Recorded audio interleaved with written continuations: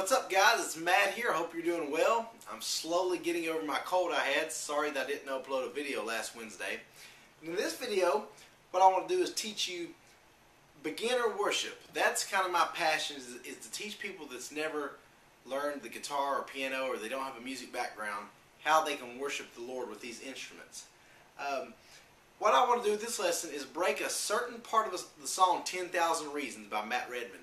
Take that song, just a little slice of it, and let's work on doing different parts of it, because I think this is a great way for us to improve our worship, whether it's our playing, our singing, or both. So the part we're going to play here, I'll start out just doing one strum at each chord and also singing it. So this might be something, if you're new to guitar, you can start with. I use, with most of my videos, as you know if you're subscribed to my channel, I use the G, C, E minor, D, played a very easy way. See how little I move my fingers? G, C, E minor, D, to play many worship songs. That's what I try to teach. So with this song on this part, I'm going to play C, G, D, E minor. Bless the Lord, oh my soul, oh my soul, worship His holy name.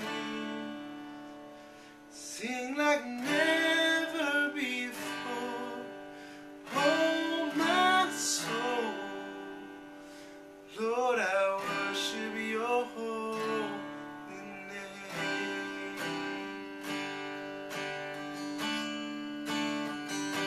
So that might be something you want to practice, just doing one strum at each chord change and work on singing. Okay? Maybe you want to work on just your playing, and this really helps the timing of strumming. On this strumming pattern, I'm going to do down, down, up, and then switch with each chord. So then one strum down, then down, up, then switch. So C, G, D, E minor.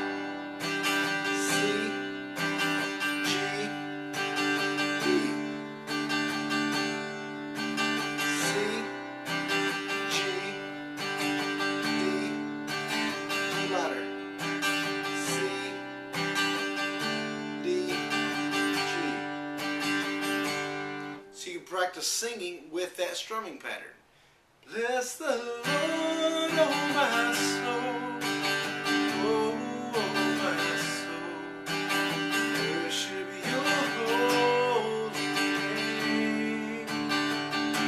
Sing like never before, oh my soul, Lord, I worship your holy name.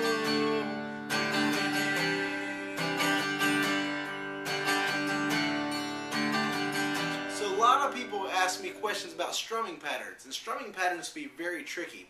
But the key, like I explained in some of my strumming videos, if you type in Matt McCoy strumming, it's all about timing. It's knowing how long to let each chord sit there before you go to the next note.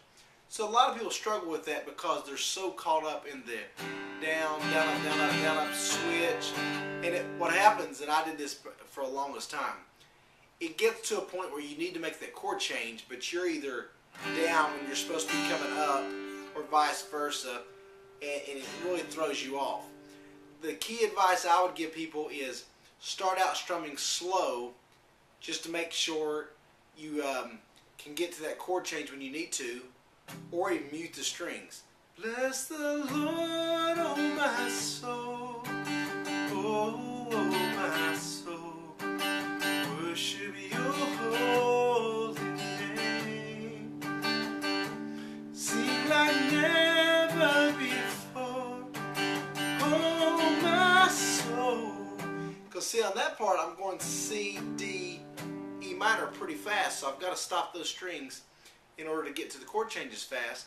So if I'm trying to do down ups, it's hard to get those in. But it's, oh my soul, Lord, I worship your holy name. That's one of the biggest things that helped me as a beginner, is kind of learning that stopping the strings. Or like I said, there's nothing wrong, there's even like a pure sound in doing those single strums until you get more advanced.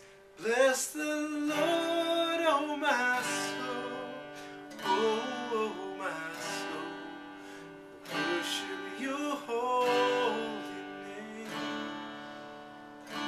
Sing like never before, oh my soul, Lord, I worship your holy name.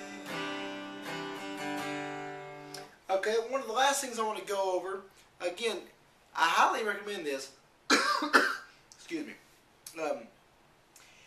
to take just parts of a song, instead of trying to learn a whole song, try to really hone your craft and master one little section, because what it is, you can memorize those chord changes, memorize the lyrics, and put them together and really focus on that. So that's one way I'm doing this with just the strings, regular tuning. What you might want to do is get this capo. What this does, it allows you to use the same chords, the G, C, E minor, and D, but place this capo on, let's say the second fret. You can put it anywhere. But what it does, it changes the key of the song, but allows you to use the same chords. So instead of having to do all this fancy stuff down the guitar,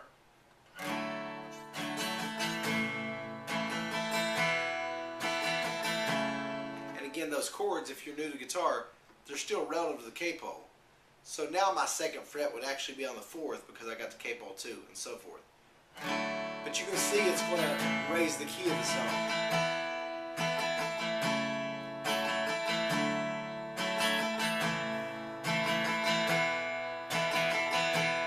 Bless the Lord, oh my soul, oh my soul, worship your holy name. Sing like never before, oh my soul, Lord, I worship your holy name. So I highly recommend that for beginners. Because maybe your guitar playing is up to speed, but you're not singing right because it's not in the key you want. It's not comfortable for your voice. Even that was high for me because my throat's sore right now. But practice putting that capo excuse me, on different frets to raise and lower the key. And that's really going to help you. So what I recommend is start out just doing strumming, maybe just one strum.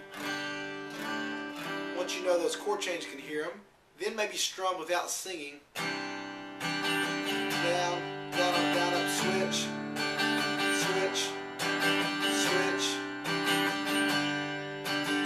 Maybe do that. Then add, maybe singing just one strum. Bless the Lord, oh my soul. Then maybe go through and sing it with the strumming. Bless the Lord, oh my soul. Oh my soul. And you get the point. Subscribe if you haven't. Go to facebook.com/acoustic selection if you want to see daily updates, scriptural helps, things like that. Again, I like to leave you with a Bible verse or something to think about. Something my pastor talked about this last week. It's a great reminder to all us Christians. It comes from John chapter 8. The religious leaders had just caught a woman in the act of adultery. And they also see Jesus there, so they bring this lady before Jesus because they want to see how Jesus is going to react. They said, Lord, they say, I don't know if they're calling him Lord at this point. They're saying, look, we've caught this woman in the act of adultery. What do you want to do? So they're thinking, do we stone her like the law says? What do we do? John chapter 8, verses 10, when Jesus has raised himself up and saw no one but the woman, he said to her, Woman, where are those accusers of yours? Has no one condemned you? This is after Jesus said, He is without sin, cast the first stone. She said, No one, Lord. And Jesus said to her, Neither do I condemn you. Go and sin no more. This is so comforting for us as Christians.